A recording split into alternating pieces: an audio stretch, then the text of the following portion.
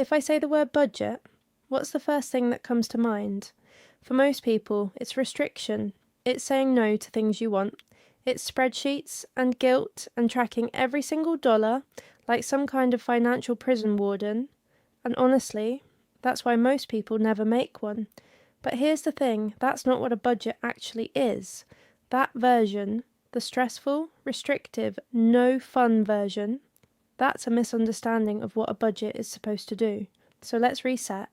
Let's talk about what a budget actually is, why it matters, and how to think about it in a way that doesn't make you want to close this video.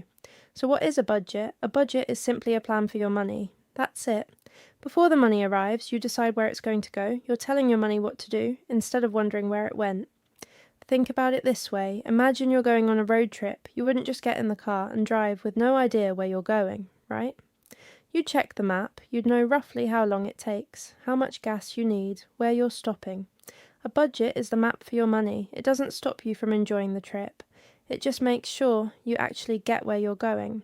Now let's talk about why most people don't have one, and it's not because they're bad with money. The number one reason people avoid budgeting is that it forces you to look at the truth, and sometimes the truth is uncomfortable. When you actually sit down and add up what you're spending on food, on subscriptions, on things you don't even remember buying, it can feel like a punch in the gut. But here's the reframe. That discomfort, that's information. And information is the thing that lets you change. You can't fix what you can't see. A budget makes it visible. Okay, so how does a budget actually work? At its simplest, a budget has three parts. Income, the money coming in. Expenses, the money going out. And the difference, what's left over.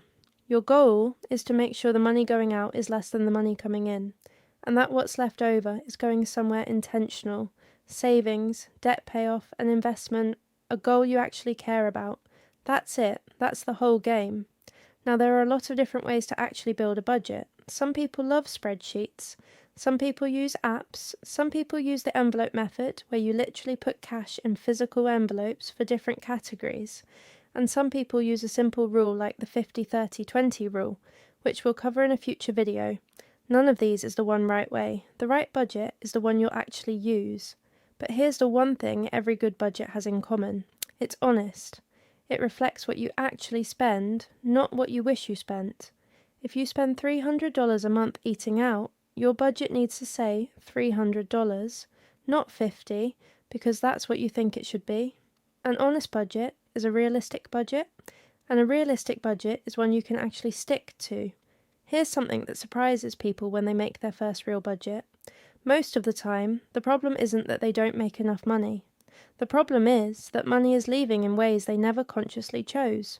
Subscriptions they forgot about, convenience spending that adds up, small purchases that don't feel like anything in the moment but are $50 a week by the end of the month. A budget shines a light on all of it, not to make you feel bad, but to give you the choice back. Once you see it, you get to decide, is this how I want to spend my money, or do I want to redirect some of this somewhere that actually matters to me? That's the real power of a budget. It's not about restriction, it's about intention. So here's your one action from this video. This week, I want you to do one thing. Write down every category your money goes to in a month. Not the amounts yet, just the categories. Rent, groceries, car, phone, subscriptions, eating out, whatever applies to your life, just the list. That's it, because before you can budget, you need to know what you're actually budgeting for. And most people have never even done that first step. Next video, we're going to talk about net worth, what it is, why it matters, and how to calculate yours even if you think the number is going to be depressing. Spoiler, no, knowing is always better than not knowing. If this was helpful, subscribe. New finance lesson every week, all free, all in plain English. I'll see you in the next one. Take care of yourself and your money.